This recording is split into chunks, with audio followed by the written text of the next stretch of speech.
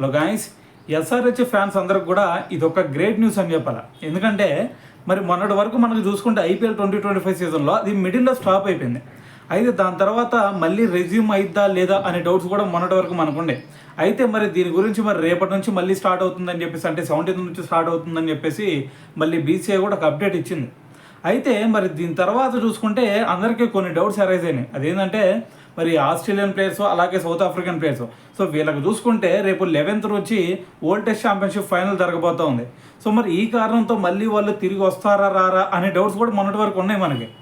So అయితే దీని గురించి మనకి రీసెంట్గా ఈఎస్పిఎన్ క్రికెట్ ఇన్ఫో వాళ్ళు ఒక అప్డేట్ అయితే ఇచ్చారనమాట. అదేంటి అంటే వాళ్ళ కెప్టెన్ అయినా, అదే ఎస్ఆర్హెచ్ కెప్టెన్ అయినా ప్యాట్ కమిన్స్, దాని తర్వాత ట్రావిస్ హెడ్, సో వీళ్ళిద్దరు చూసుకుంటే రీసెంట్గా మరి వస్తారో రారో అనే డౌట్స్ ఉన్నాయి.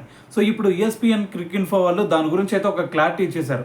సో ట్రావిస్ హెడ్ అలాగే ప్యాట్ కమిన్స్ ఇద్దరు కూడా మళ్ళీ ఐపీఎల్ ఆడటానికి మళ్ళీ తిరిగి ఇండియాకి రాబోతున్నారు అని చెప్పేసి ఒక అప్డేట్ అయితే ఇచ్చిందనమాట. సో ఇది ఖచ్చితంగా ఎస్ఆర్హెచ్ ఫ్యాన్స్ అందరూ కూడా ఒక గ్రేట్ న్యూసే.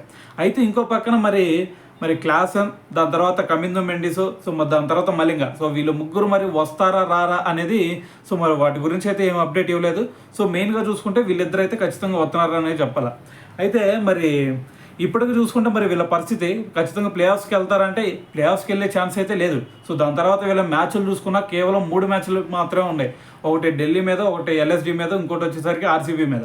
సో ఈ 3 మ్యాచ్లే మాత్రమే ఉన్నాయి. సో ఆ 3 మ్యాచ్లు ఉన్నా సరే, దాని తర్వాత వీళ్ళు ప్లే ఆఫ్స్కి వెళ్ళరు అని తెలిసినా సరే మళ్ళీ వాళ్ళు తిరిగి రావడం అనేది, సో ఇంతకంటే గ్రేట్ థింగ్ ఇంకోటి ఉండదు అని అయితే అర్థమవుతుంది. ఎందుకంటే మరి వాళ్ళని ఫ్రాంచైజీ నమ్ముకొని మరి వాళ్ళని కొనుగోలు చేసినప్పుడు, సో మరి ఇప్పుడు వాళ్ళు రాకపోయినా పెద్ద ఫరక పడేది ఏం లేదు. ఎందుకంటే ఆల్రెడీ వాళ్ళు ప్లేయర్స్ నుంచి బయటికి వెళ్ళిపోయారు.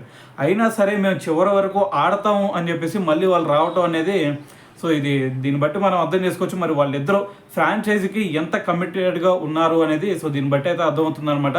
సో ఏదేమైనా సరే మరి దీని గురించి మీరేమనుకుంటున్నారు అనేది కింద కామెంట్ చేయండి.